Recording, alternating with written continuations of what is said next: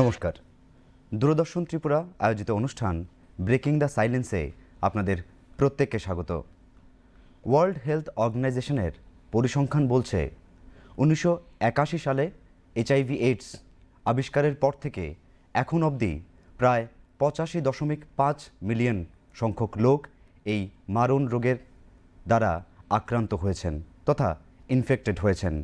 এর মধ্যে বহু লোক মৃত্যুবরণ করেছেন, আবার বেশ কিছু লোক রয়েছেন যারা চিকিৎসা পরিষেবার মাধ্যমে এই রোগ নিয়ে খুব ভালোভাবেই বেঁচে আছেন। আজকের এই আয়োজনে আমরা কথা বলবো HIV/AIDS সংক্রান্ত যে চিকিৎসা পরিষেবা রয়েছে সেই চিকিৎসা পরিষেবা নিয়ে, এবং আলোচনার জন্য আমাদের মাঝে আজকে স্টুডিওতে উপস্থিত আছেন আগরতলা সরকারি মেডিকেল কলেজের ডিপার্টমেন্ট অফ মেডিসিনের মাননীয় অধ্যাপক প্রফেসর ডক্টর প্রদীপ ভৌমিক। নমস্কার স্যার, আপনাকে স্বাগত।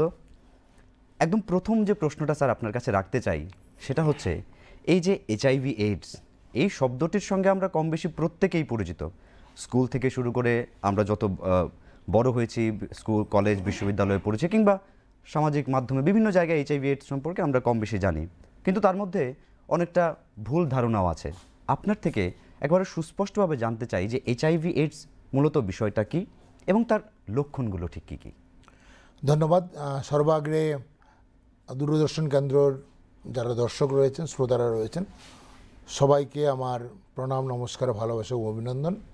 এবং শান্তনু, তোমাকে এবং আমাদের এই কেন্দ্রের সঙ্গে জড়িত যারা রয়েছেন সবাইকে আমার ভালোবাসা এবং নমস্কার এবং ধন্যবাদ জানাবো আজকে এখানে সবার সঙ্গে কথা বলার সুযোগ করে দেওয়ার জন্য। এটা অত্যন্ত গুরুত্বপূর্ণ। আজকের দিনে দাঁড়িয়ে 2024-এ আমরা যখন কথা বলছি HIV/AIDS নিয়ে, তুমি একদম সঠিকভাবে বিষয়টা উত্থাপন করেছো যে HIV/AIDS আমরা সবাই কোনো না কোনোভাবে কিছু না কিছু জানি, কিন্তু এটাও ঠিক যে সেই যেটা তুমি বলছিলে 1981 সালে 82 সাল থেকে আমরা HIV বা এইডসের সঙ্গে পরিচিত হয়ে আসছি, তবু কোথাও যেন একটা গ্যাপ থাকছে, কোথাও যেন আমাদের একটা যেটা তুমি বলছিলে ব্রিজিং দ্য গ্যাপ বা আমাদের সাইলেন্সটা ব্রেকিং দ্য সাইলেন্স, এই জায়গাটা আমার মনে খুবই দরকার। কারণ কোথাও একটা গ্যাপ থাকছে যে আমরা কতটা বলতে চাইছি, আমরা কতটা বুঝতে চাইছি এবং কতটা আমরা বুঝতে পারছি। এটা অনেকটা মাঝে মাঝে এমন হয়ে যায় এটা অন্ধের হস্তি দর্শনের মতো, আমরা কিছুটা জানি কিছুটা জানি না, কিন্তু সেটা জানা অজানার মাঝখানে আমরা যদি বিষয়টাকে ভালোভাবে জানতে পারি তাহলে আমাদের ভালো থাকার সুবিধা হবে। এবং HIV এমন একটা রোগ যেটা যদিও একটা সংক্রমণ জাতীয় রোগ, কিন্তু সেটা যে কোনো যেগুলো আজকাল আমরা বলি নন কমিউনিকেবল ডিজিজ, যেগুলি সংক্রামক নয়, যেমন diabetes, hypertension, heart attack, stroke, সেগুলিকে আমরা নন কমিউনিকেবল বলি। এবং সেগুলি আজকের দিনে দাঁড়িয়ে সেগুলি যেমনভাবে ভয়ঙ্কর রূপ ধারণ করছে, তেমনি HIV কিন্তু কোনো অংশে কম যায় না রোগের, তার যে জটিলতা বা তার যে ব্যাপ্তি এবং তার কারণে মানুষের যে সমস্যার সৃষ্টি হচ্ছে, সেটা দিক থেকে দেখতে গেলে HIV আজকের দিনেও এত বছর পরেও কিন্তু HIV কোনো মতেই বা কোনোভাবেই সেটা ছোট দেখার উপায় নেই। তার অন্যতম একটা কারণ, শেষের কথাটা প্রথমেই বলছি, অন্যতম একটা কারণ যে এত বছর পরেও বিজ্ঞান অনেক এগিয়েছে। আমরা বিজ্ঞান সম্পর্কে অনেক সময় খুব গর্বপূর্বক বলি আজকের বিজ্ঞান AI এর জায়গাতে আছে, আর্টিফিশিয়াল ইন্টেলিজেন্স নিয়ে আমরা কথা বলি, কিন্তু এখনও HIV-র একটা ভ্যাকসিন আমরা কিন্তু তৈরি করতে পারিনি। যেখানে কোভিড হওয়ার পরে কয়েক মাসের মধ্যেই ভ্যাকসিন তৈরি করা গিয়েছিল, কিন্তু HIV-র ভ্যাকসিন তৈরি করা যায়নি। তাহলে সেখানে একটা বিজ্ঞানটা কোথাও না কোথাও একটা বিজ্ঞান একটু পিছিয়ে আছে। একদম। তাহলে সেটাকে যদি আমাকে গুছিয়ে আনতে হয়, সেই যে আমার যে দুর্বলতার জায়গাটা সেটাকে যদি কমাতে হয়, যে ব্রিজিং দ্য গ্যাপ, তাহলে আমার সেটা সাবজেক্টটা বেশি জানতে হবে। যত আমি বিষয়টাকে জানবো সেটা আমার দূরে থাকবে। আমি যদি জানি আমার এই রোগটা কীভাবে হয় বা কেন হয় বা হলে আমার কি হয়, সেটাকে তাহলে কিন্তু আমি ভালো থাকবো, তাহলে আমার রোগ আক্রমণই করবে না। আক্রমণ না করলে আমার তো ভ্যাকসিন নেওয়ার প্রশ্নটা আসছে না বা পরবর্তী প্রতিরোধের জায়গাটা আসছে না। আসে তোমার যে বিষয়টা যে আমরা কিভাবে বুঝবো আমি HIV-তে আক্রান্ত কিনা, তার আগে যে বিষয়টা জানা দরকার সেটা হলো কারা আক্রান্ত হয়।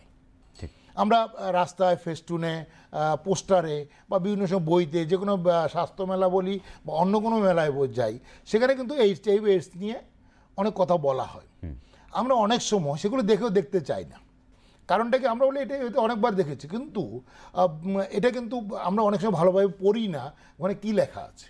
সেটা অনেকটা আমরা যখন ফ্লাইটে বসি, আমরা এরোপ্লেনে বসি, তখন তো মাঝে আজকে দেখবে এটা ওরা অ্যানাউন্সমেন্টে বলে আপনি হয়তো অনেকবার যাত্রা করেছেন, কিন্তু এবার আপনার সুরক্ষার জন্য আবার আমাদের কথাগুলি শুনে নিন। ঠিক। তা আমি বলবো যারা আমাদের কথা শুনছেন আজকে, আপনি অনেকবার এসে নিয়ে কথা শুনেছেন, তবু আমার এবং আপনার সমাজের সুবিধার জন্য, ভালোর জন্য আমরা সবাই যদি কথাগুলি যদি শুনি, তাহলে আমরা বেশি ভালো থাকবো। একদম। তো সেখানে দিয়ে বলছিলাম যে আগে এটা আরেকটা জিনিস রয়েছে, সেটা changing scenario of A disease. 1981 সাল আর 2024 সাল এক নয়। তখনকার ডিজিজ সিনারিও আজকে ডিজিজ সিনারিও এক হতে পারে না। এর মধ্যে দিয়ে গঙ্গা গোমতীর উপর দিয়ে অনেক জল বেয়ে গেছে। অতএব তার মধ্যে আমাদের রোগ সম্পর্কে জানা তথ্য অনেক পাল্টেছে, চিকিৎসার পদ্ধতি ভিন্ন হয়েছে, এবং চিকিৎসায় তার আমরা কতটা ভালো থাকি সেটা অনেকটা পরিবর্তন হয়ে গেছে। আগে আমাদের এটা জানা ছিল যে যেমন কেন হয় যদি আমি বলি, যেটা যে অসুরক্ষিত যৌন মাধ্যমে বা যৌন সম্পর্কের কারণে HIV, এটা সবাই মুখস্থ করে ফেলেছি আমরা। আজকে যদি স্কুলে গিয়ে আমরা এটা কুইজ করি সবাই একই উত্তর দেবে। কিন্তু তারপরে পরে আমরা যেটা জানলাম, সেই অসুরক্ষিত বলতে আমরা কি বুঝি সেটা আমরা হয়তো ভালোভাবে কোনোদিন বলিনি। সেটা হয়তো মাঝে মাঝে বলার চেষ্টা করেছি যে সম্পর্কটা স্বামী স্ত্রীর মধ্যে থাকলে ভালো, এর বাইরে যাতে না হয়। এবং আস্তে আস্তে দেখা গেল যে যারা male having sex with male, যারা পুরুষের সঙ্গে, যে আস্তে আস্তে এখন তো সেটা আমাদের দেশের আইনও অনেকটা মেনে নিচ্ছে। তো এই জিনিসগুলো কিন্তু আরও বেশি করে আসছে, একদম, যে যারা একই মানে পুরুষের সঙ্গে যখন মেলামেশা করছে সেটা সম্ভাবনা আরও বেড়ে যাচ্ছে। আরেকটা গ্রুপ আছে ট্রান্সজেন্ডার, বা যারা আমরা সাধারণ কথ্য ভাষায় অনেক সময় হিজড়া বা এই ধরনের কথা বলি, আমরা খুব ভালোভাবে যেটা বলি ট্রান্সজেন্ডার যারা রয়েছে, তাদের কারণে কিন্তু রোগটা ছড়াচ্ছে। এগুলি আস্তে আস্তে আমরা বুঝতে শুরু করি। কিন্তু আজকে গিয়ে যেটা দেখা যাচ্ছে, আরও পরে গিয়ে হাসপাতাল বা চিকিৎসার জায়গাগুলিতে কিন্তু রোগ ছড়াতে পারে না তা নয়। আমরা ভালো করতে গিয়ে অনেক সময় খারাপ করে বলছি। কি করে? যেমন ধরে আমার যদি HIV/AIDS থাকে, আমি হঠাৎ করে রাস্তায় আমার একটা অ্যাক্সিডেন্ট হয়ে গেল, আমি সেখান থেকে আমাকে হাসপাতালে নিয়ে যাওয়া হলো। আমার হাসপাতালে যারা কর্মীরা রয়েছেন তারা সঙ্গে সঙ্গে দেখলেন যে না, ওনার তো পা কেটে গেছে বা ভেঙে গেছে। উনি তৎক্ষণাৎ ওই রোগীর জীবন রক্ষার্থে উনি কিন্তু যথেষ্ট সাবধানতা অবলম্বন না করেও হয়তো স্টিচ দিচ্ছেন, ব্লাডটা পরিষ্কার করছেন, কিন্তু ওনার জানা নেই আমার স্ট্যাটাসটা কি। আমার তো পকেটে আমি আইডেন্টি কার্ড নিয়ে ঘুরছি না যে আমি HIV পজিটিভ বা HIV পজিটিভ বা লাইক দ্যাট। তাহলে ওই ব্যক্তিটা যে যতটা সাবধানতা অবলম্বন করা উচিত রুগীর স্বার্থে করেননি, সে রোগটা পেয়ে যেতে পারে। তেমনি আমার পাশের বেডে যে পেশেন্টটা আছে, যেহেতু আমাদের পক্ষে আজকেও আমাদের দেশে একসঙ্গে দুটো রোগে, তিনটে রোগে, চারটে রোগে আমাদের দেখতে হচ্ছে, যে পরিষেবাটা প্রদান করছে তাকে অনেক সময় একজনকে দেখে পরের জন্য দেখার ক্ষেত্রে যে গ্লোভস পাল্টানো বা আজকে থেকে কয়েক বছর আগে গ্লোভসের সুযোগ সুবিধা এতটা ছিল না, তাহলে সেগুলি করা সম্ভব হয় না। তো কোনো না কোনোভাবে এই যে নিডল প্রিক, এগুলির মাধ্যমে কিন্তু হাসপাতালে একজন থেকে আরেকজনে ছড়ায়। আরেকটা জায়গায় যায় লেবার রুম, যেখানে ডেলিভারি হয়, যেখানে একটা শিশু নতুনভাবে শিশু জন্মগ্রহণ করছে, সেখানেও কিন্তু সেই ইনফেকশনটা পেয়ে যেতে পারে। মার থেকে শিশুদের যেমন সংক্রমণ হয়, এক মায়ের থেকে আরেক মায়ে বা এক মায়ের থেকে আরেক মায়ের শিশুদের সংক্রমিত হতে পারে।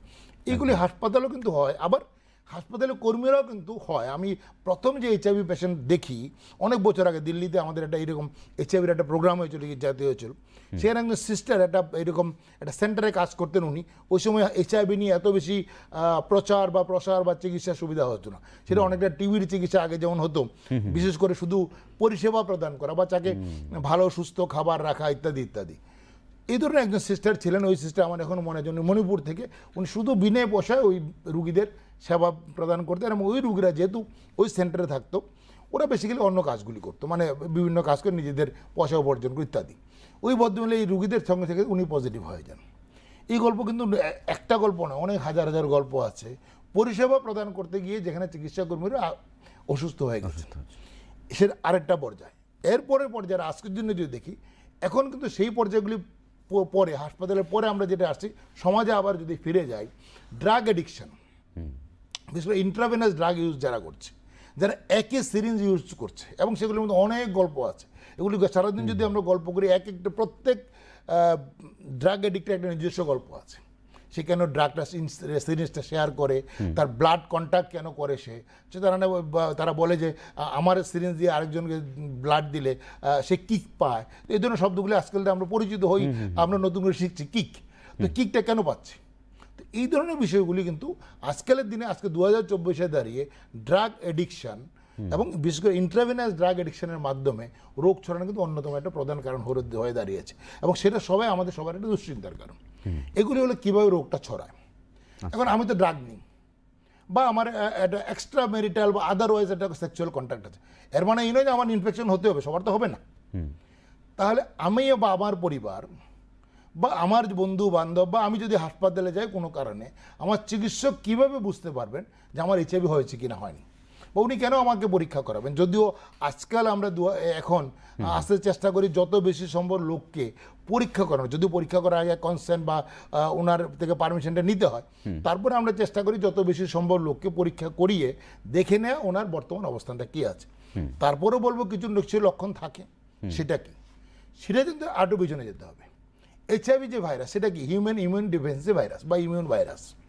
সেটা কি করে? এই ভাইরাসের কাজ হলো সেটা রক্তের মধ্যে, যেটা বললাম এই যে ছড়ানোর পদ্ধতিগুলি বিভিন্ন রক্তের মাধ্যমে ছড়ায়, ছড়িয়ে আমাদের শরীরে প্রবেশ করে।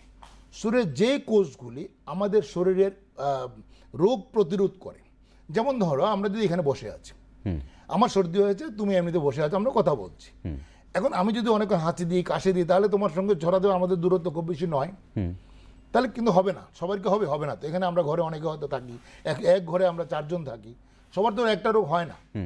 বা ধরো একই ক্যাম্পে যারা অনেকে আমরা দেখেছি, আমাদের প্যারামিলিটারি ফোর্সের বন্ধুরা এক জায়গায় থাকছেন, কিন্তু দুজনের সিভিয়ার ম্যালেরিয়া হয়ে গেলো, অন্যদের হয়নি। ওদেরকে ম্যালেরিয়া কাটেনি তা না তো, মানে মশা কাটেনি তা না তো, হয়নি কেন? রোগ প্রতিরোধ ক্ষমতা ওরা আছে, ইমিউনিটিটা বেশি। তাহলে এই ক্ষেত্রে কি হয়, এই ভাইরাসগুলো সবার আগে আঘাত করে এটাকে, ওরা দুর্বল জায়গাটা চিনতে পারে। ভাইরাসগুলি কিন্তু আমাদের দিয়ে কম বুদ্ধিমান নয়, ওদের এক কোষি হলে ওদের বুদ্ধিমান মোটেই আমি ওদের বলবো, বরং ওরা আমাদের দিয়ে বেশি ইন্টেলিজেন্ট, কারণ আমাদের শত সহস্র বছর আগে ওরা পৃথিবীতে এসেছিল। আমরা বরং ওদের জায়গাতে আমরা বসবাস করি, জায়গাটা পৃথিবীটা ওদের, আমাদের নয়। তো সেই জায়গাতে যদি আমি বলি যে ওরা কিন্তু বুদ্ধিমান, ওদের কীভাবে বাঁচতে হবে সেটা ওরা জানে, সার্ভাইভাল টেকনিক একদম জানে, ভালোভাবে জানে বলে ওরা আমার একদম জায়গাটাকে অ্যাটাক করে যেখানে আমার ইমিউনিটি আছে। আমি যেটা দিয়ে ওকে আটকে, সে আমাকে ওটাকে অ্যাটাক করে। এটা করলে এবার আমার সাধারণ রোগ প্রতিরোধ ক্ষমতাটা কমে যায়। যে সর্দির কথা, যে সর্দি আমার কিছু না চিকিৎসা করলেও করি বা না করি 5-7 দিনে ঠিক হয়ে যাবে, সেটা কিন্তু এদের হবে না। না হয় হয়তো আমার নিউমোনিয়া হয়ে গেল, এবার সেই নিউমোনিয়া আবার ঠিক হচ্ছে না, হয়তো বা কারো করে টিউবারকুলোসিস হয়ে গেলো, আমি বুঝতে পারছি না, জ্বর কমছে না, ওজন কমে যাচ্ছে। মা বলছেন আমার ছেলেটা অনেকদিন ধরে খায় না, গত 1 মাস ধরে জ্বর থাকছেও শরীরে, আমি দেখুন ওজন কমে গেছে, অর্ধেক হয়ে গেছে। এই যে ওজন কমে যাওয়া, এটা কিন্তু একটা বিশাল লক্ষণ। বিনা কারণে বুঝতে পারছে না কেন ওজন কমে যাচ্ছে, বিনা কারণে বুঝতে পারছে না কেন খেতে পারছে না, ওর জ্বর থাকছে বুঝতে পারছে না। পরীক্ষা করে ডাক্তারবাবু চিকিৎসা করার পরীক্ষা করলেন, অনেকগুলি এক্সরে করলেন, ব্লাড টেস্ট করলেন, এই করলেন, কিন্তু রোগের কারণ পাওয়া যাচ্ছে না। এই যে বিষয়টা যেমন হয় একদিন জ্বর, যেটা আমরা কারণটা বুঝতে পারি না। এই যে ওজন কমার বিষয়টা আপনি বললেন স্যার, অনেকে মানে খুব সাধারণ, মানে চলতি ভাষায় ত্রিপুরা রাজ্যে এই প্রবণতাটা দেখা যায় যে কোনো পেশেন্টের যদি ওজন কমছে বলছে নিশ্চয়ই ওর সুগার আছে কিংবা হাইপার টেনশনে ভুগছে, কিন্তু এইচআইভির প্রশ্নটা কিন্তু সহজে উঠে আসে না। এইচআইভি টেস্টটাও করানো উচিত, একদম সেটা করানো উচিত, একদম সঠিকভাবে বলেছো। কারণ কেউ ওজন কমলে নিশ্চয়ই তোমার সুগার আছে এটাই জিজ্ঞেস করো, একদম সঠিক বলেছো। কিন্তু ওর এইচআইভি হয়েছে কিনা আমরা জিজ্ঞেস করতে পারি না। সেখানে তোমার ট্যাগ লাইনটা মানে ব্রেকিং দ্য নিউজ বা ব্রেকিং দ্য সাইলেন্স, নীরবতাটাকে ভাঙতে হবে। এই যে সাইলেন্সটা আমি কেন বলতে পারছি না, আমি কেন ওকে জিজ্ঞেস করতে পারছি না ভাই তুমি ড্রাগ নাও কিনা, কেন আমি ওকে জিজ্ঞেস করি ভাই তোমার কোনো কন্ট্যাক্ট আছে কিনা, তাহলে স্বীকার কর কি আছে, তাহলে অথবা তোমার আর কি প্রবলেম আছে। তাহলে ওজন কমার একটা ব্যাপার, জ্বর না কমার একটা ডায়রিয়া। আচ্ছা, ডায়রিয়া সবারই হয়, এই যেমন সামার সিজন সবারই ডায়রিয়া হয়। তাহলে আমার ডায়রিয়া আর ওই ডায়রিয়ার মধ্যে পার্থক্য কি? যে ডায়রিয়া 2 দিনে 4 দিনে 5 দিনে ঠিক হচ্ছে না, আমরা সবাই, আমি বলি আর না বলি, সবাই কিন্তু ডায়রিয়া হলে আগে চিকিৎসকের কাছে যায় না, হাসপাতালে যায় না, ওষুধের দোকানে যায়। এটা সত্যি কথা, আমরা স্বীকার করতে হবে আজকের দিনে দাঁড়িয়ে। সে যখন ওষুধটা খায় বা তারপরে যখন 2 দিনে সারা না, এবার ডাক্তার কাছে যায়, ডাক্তার আবার ওষুধ পাল্টে সেই করে আবার একটা ওষুধ দেন, কমছে না 2 দিন পরে কিছু পরীক্ষা করান, তাও কমছে না, তখন কিন্তু ডাক্তারের মাথা ব্যথা শুরু হয়ে যায়। রোগী যখন কষ্ট বাড়ছে, পেট খারাপ হচ্ছে, ওজন কমছে, খেতে পারছে না, আর ডাক্তারের মাথা ব্যথা বাড়ছে, তখন কিন্তু আমরা অনেক সময় ভুলে যাই আমার এইচআইভি হয়েছে কিনা, এই ব্যাপারটা আমরা জিজ্ঞেস করতে পারি না। আর যদি আমি জিজ্ঞেস নাও করতে টেস্টটা করাতে চাই, অনেক সময় প্রবলেম হয় টেস্ট করাতে গিয়ে, সেই জায়গাটাও আছে। আচ্ছা, সেটা হলো মূলত এই যে ডায়রিয়ার রিকভারি পিরিয়ডটা যদি আপনি একটু বলেন, যে সাধারণ একজন 3 সপ্তাহ 4 সপ্তাহের মধ্যে যে কোনো ফিভার মোর দেন 1 মান্থ, ওয়েট লস মোর দেন 6 মান্থে যদি আমার 10% বেশি ওয়েট লস হয়, বা এগুলি সংজ্ঞা, তবে কিন্তু স্বাভাবিকভাবে তার সংজ্ঞার মধ্যে যাব না। বা যদি ফিভার 1 মাসের মধ্যে না কমে, ডায়রিয়া 1 মাসের মধ্যে না কমে, ওয়েট লস বেশি হয়, এগুলি মোটামুটি লক্ষণ যেগুলিকে আমাকে খেয়াল করতে হবে। খেয়াল রাখতে হবে, একদম। এছাড়া যদি জ্বর বা বিশেষ করে কাশি না কমে, টিবির কোনো লক্ষণ দেখা, যেমন যে কোনো পেশেন্টকে আমরা আজকে যেটা করি এখন, যে টিবি যদি ধরা পড়ে কোনো কারণে, তাহলে কিন্তু ওকে আমরা এইচআইভি টেস্ট করাবোই। কারণ টিবি এবং এইচআইভি আজকের দিনে ব্রাদার অ্যান্ড সিস্টারের সম্পর্ক। টিবি থাকলে এইচআইভি সম্পর্ক হওয়ার সম্ভাবনা বেশি, মানে ওদের এইচআইভি অনেকের থাকে, কারণ এইচআইভি হলে টিবি বেশি হয়। কারণটা কি, একটা ব্যাকগ্রাউন্ড ছোট্ট একটা স্টোরি আছে। সেটা হলো, আমাদের মতো দেশে আমরা ছোটোবেলায় সবাই কোনো না কোনোভাবে টিবির জার্ম, টিবির যে জীবাণু মাইক্রোব্যাকটেরিয়াম, সেটা আমাদের শরীরে প্রবেশ করে। কিন্তু এর মানে এই নয় আমি আক্রান্ত হয়ে যাব। সেই ইমিউনিটি কাজ করে, আমার শরীরের রোগ প্রতিরোধ ক্ষমতা সেটাকে ছোট্ট একটা জায়গায় নিয়ে বসিয়ে রাখে, সে নড়তে চড়তে পারে না, সে ইনঅ্যাক্টিভ ডরমেন্ট স্টেজে পৌঁছে যায়। এখন যখন আমার ইমিউনিটি কমে গেছে, এবার সে বেটা তখন জেগে ওঠে, এবং জেগে উঠে ইমিউনিটি কে কমেছে, এইচআইভি ভাইরাস, আর জেগে জেগে টিবি জীবাণুটা। এবার আমার একসঙ্গে দুটো হয়ে গেল, ডাবল ট্রাবল।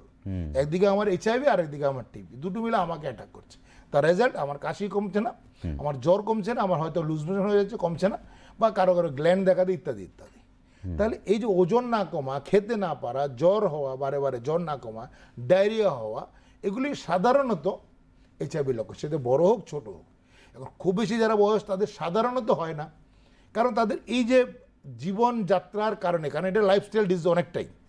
মানে যেমন আমার তাদের অসুরক্ষিত যৌন সম্পর্ক হোক বা ড্রাগ এডিকশন হোক, নিশ্চয়ই 80 বছর বয়স্ক লোকের হওয়ার সম্ভাবনা কম, যদি থাকেও তাহলে তার এর আগে হয়ে যেত। যেমন জেনারেলি কি হয়, আজকে যদি আমার এই ধরনের কোনো জীবনে আমার শরীরে প্রবেশ করে, আজকে কিন্তু রোগটা হবে না, সেটা আরেকটা সমস্যার কথা। আজকে কারো যদি সেক্সুয়াল কন্ট্যাক্ট হয়, কোনো যৌন সম্পর্ক হয়, কালকে গিয়ে এইচআইভি হবে না, হবে কেউ 7 থেকে 10 বছর পরে। প্রবলেমটা এটা কিন্তু আরেকটা।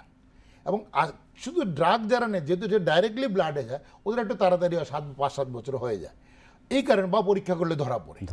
এবং আজকে ড্রাগ নিলে কিন্তু, বা আজকে যদি আমি সেক্সুয়াল কন্ট্যাক্ট হয়, কালকে কিন্তু ধরা পড়বে না। সেই ধরা পড়ার সময়টাও মিনিমাম 1.5 মাস বা আরও বেশি, এটা উইন্ডো পিরিয়ড থাকে।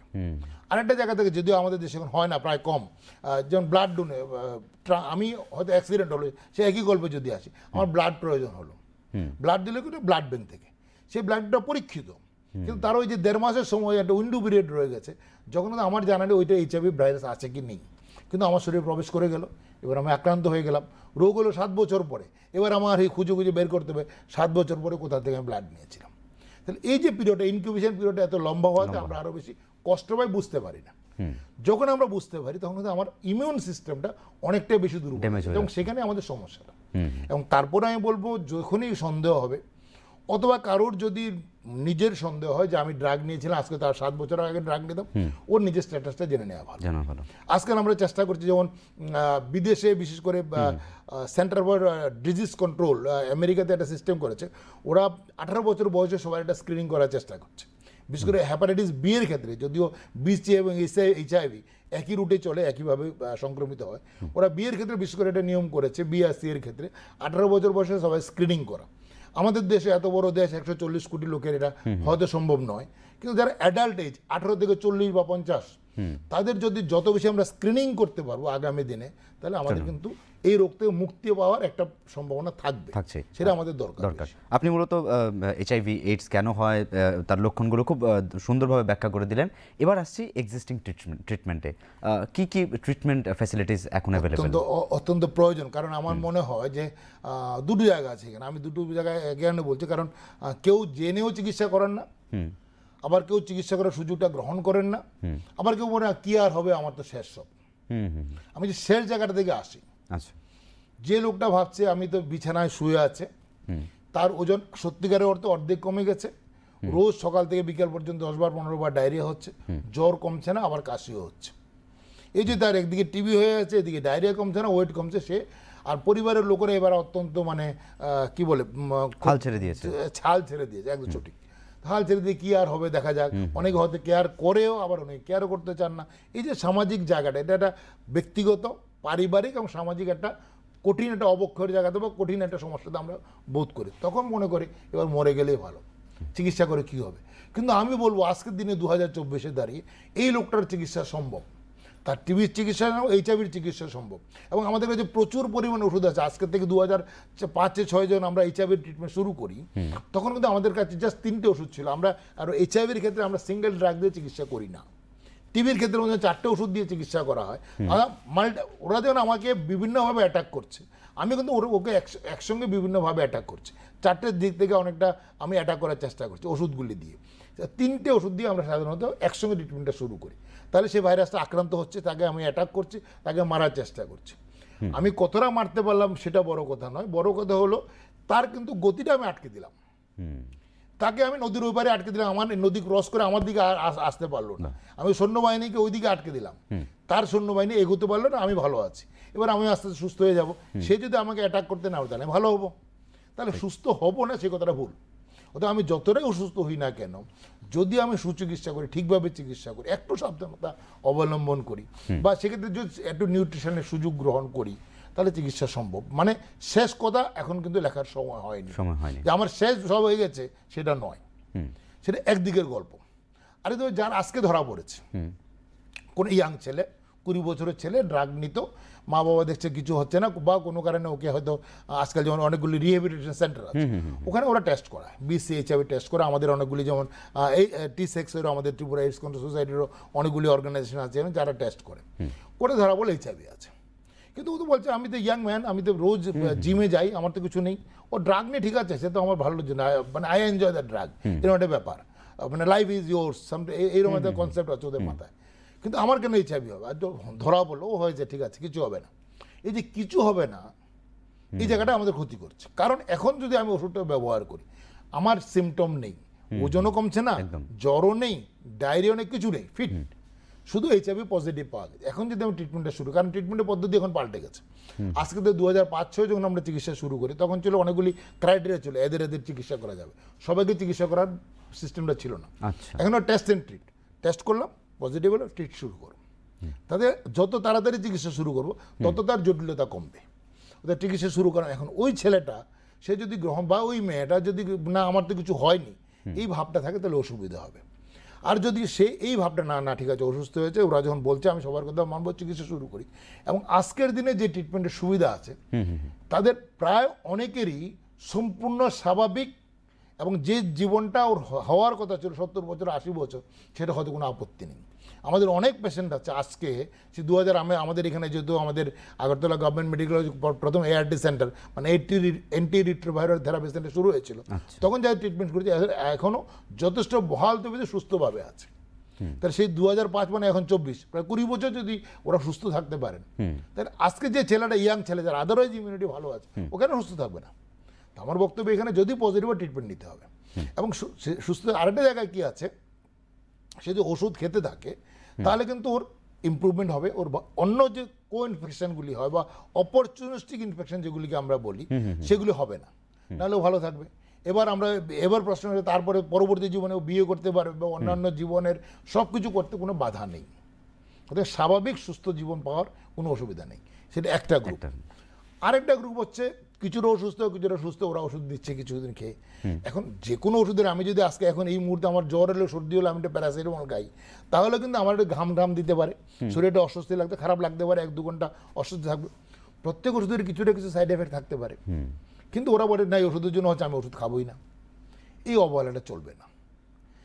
এবং যারা আরেকটু বেশি অসুস্থ, তারাও ভাবছে ঠিক আছে কিছুদিন খেয়ে ভালো হয়ে গেল, ওরা আবার ওষুধ ছেড়ে দিচ্ছে। আবার কিছু কিছু স্টিগমা আছে, যেটা আমাদের সমাজের সবচেয়ে বড় সমস্যা।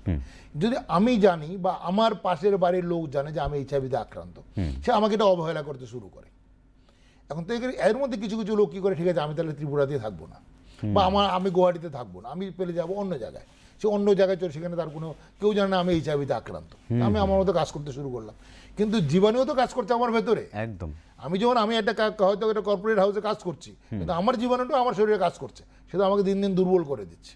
এই যে জিনিসগুলি আমরা ফলো আপে হারিয়ে যাওয়া, সেটা কিন্তু আমাদের বিশাল ক্ষতি করছে। তো আমার একটাই সেক্ষেত্রে বক্তব্য থাকবে, যদি আমার রোগ ধরা পড়ে, এবং যেহেতু আজকাল ট্রিটমেন্ট স্টাইল বা সিস্টেম বা প্রোটোকল চেঞ্জ হয়ে গেছে, টেস্ট অ্যান্ড ট্রিট, ধরা পড়লে চিকিৎসা শুরু করে দাও। ট্রিটমেন্ট রেগুলারলি ট্রিটমেন্টের সুবিধা, এর জন্য কি কোনো আলাদা স্পেশালাইজেশন রয়েছে? আমাদের তো যেমন আগরতলা জিবি হসপিটালে যদি কেউ যায়, ওর জন্য আলাদা সেন্টার রয়েছে, ART সেন্টার। এবং শুধু তাই নয়, আমাদের এখানে কিন্তু অনেকগুলো সামাজিক সুবিধা দেওয়া আছে। যেমন যারা HIV আক্রান্ত, ওদের যে কোনো টেস্ট করলে জিবি হসপিটালে বা অন্যান্য সরকারি হসপিটালে সম্পূর্ণ ফ্রি। আজকে যদি ওর কোনো কারণে এটা MRI করতে হয়, যেটা করতে 4-5 হাজার টাকা বেশি টাকা লাগে, সেটা ফ্রি হবে। এটা হয়তো অনেক পেশেন্টরা জানেন না। নিশ্চয়ই আমাদের রাজ্যের অনেকেই হয়তো অনেকে জানেন জানেন না। না, অনেকে যে সত্যি কথা, এটা অনেকে জানেন না। আজকে মানে সুযোগ পেলাম বলে বলতে পারছি যে এই টেস্টগুলো ওদের ফ্রি হচ্ছে। তারপরে আরেকটা কি হচ্ছে, ওদের একটা সামাজিক ভাতা সিস্টেম শুরু হয়েছে। আমরা যখন হ্যাপাটাইটিস ফাউন্ডেশনে বেশ কয়েক বছর আগে আমরা কাজ করতে শুরু করি, আমরা যে দেখছি যে এই ধরনের পেশেন্টরা ওদের একটু যদি সাহায্য করা যায় ফাইন্যান্সিয়ালি, তাহলে ওষুধ নিতে ওরা আগরতলায় আসতে হবে, এখন আগরতলায় আসতে হবে না, ডিস্ট্রিক্ট লেভেলে ওষুধ পাওয়া যায়। সেগুলি ফ্যাসিলিটি ইন্টিগ্রেটেড এআরটি সেন্টার আছে, ওখান থেকে ওষুধ পায়। তারপর তো একদিন নষ্ট হচ্ছে, ওকে আসতে হচ্ছে, ওষুধটা নিজে নিয়ে যেতে হয়। তাহলে এই যে ওর সময় নষ্ট, তার জন্য একটা কিন্তু সরকারিভাবে ওদের সামাজিক ভাতা দেওয়া হয়, যেটা প্রায় এখন 2000 টাকাতে বেশি। তাহলে এই সুযোগটা আছে। তারপর অন্য ও যদি কোনো কারণে টিবি হয়, টিবির চিকিৎসার জন্য ফ্রি হচ্ছে। আবার টিবির চিকিৎসার জন্য প্রতি মাসে 500 টাকা করে পাবেও। আবার যেদিন টিবির চিকিৎসা শেষ হবে তারপরে একটা লামসাম টাকা পায়, 900 টাকা 1000 টাকার মতো। তাহলে সরকারি সুযোগ অনেক কিছু রয়েছে, শুধু আমার নেয়ার অপেক্ষা। আর এখন নতুনভাবে সরকার চিন্তা করছে যারা চাইল্ড বাচ্চারা, যেমন ধরো একজন মা পজিটিভ, ওর যে বাচ্চাটা হলো ও পজিটিভ হয়ে গেল, ওর তো অপরাধ নেই কিন্তু পজিটিভ হয়ে গেল, এখন ওর কিন্তু চিকিৎসা বা অন্যান্য খাতে সরকারিভাবে সাহায্যের সুযোগ চেষ্টা করা হচ্ছে।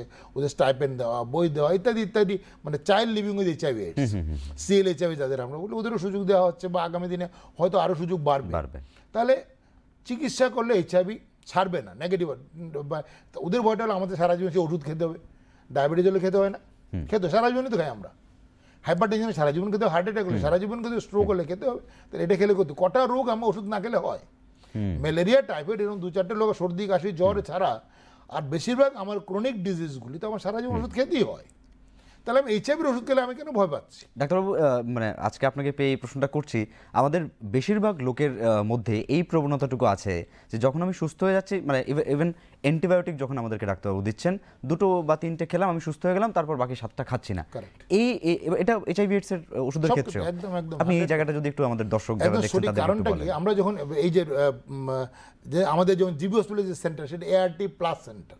এআরটি মানে অ্যান্টি রিট্রোভাইরাল থেরাপি, প্লাস মানে সেখানে first generation medicine, second generation, সে দিনে তখনও যদি তার সুস্থতা না আসে, থার্ড জেনারেশন মেডিসিন দেওয়ার সুযোগ আছে। এবং এগুলো অনেক কস্টলি মেডিসিন, সরকার কিন্তু সম্পূর্ণ বিনামূল্যে সারা দেশে দিচ্ছে। তাহলে এই যে বিশাল সুযোগটা, সেটা নেওয়া উচিত। ওষুধ বন্ধ করলে, যেটা তুমি বলছিলে একদম সঠিক, সেটা যে ওষুধ যদি বন্ধ করে তাহলে কি হবে, জীবাণুটা আবার সুযোগ পেয়ে যাবে। আমি কিন্তু জীবাণুকে কিল করতে পারছি কিনা আমার জানা নেই, সম্পূর্ণ সে মারা যাচ্ছে কিনা সেটা কিন্তু হয়তো না, কোথাও না কোথাও কোনো না কোনো রূপে সে অবস্থান করছে। সে যেহেতু সে অবস্থান করছে, আবার তার সংখ্যাটা বৃদ্ধি বাড়তে, যত তার সৈন্য সংখ্যা বাড়বে, সে আবার পুরো উদ্যমে আবার আমার উপরে অ্যাটাক করবে, আমার ইমিউন সিস্টেমকে অ্যাটাক করবে।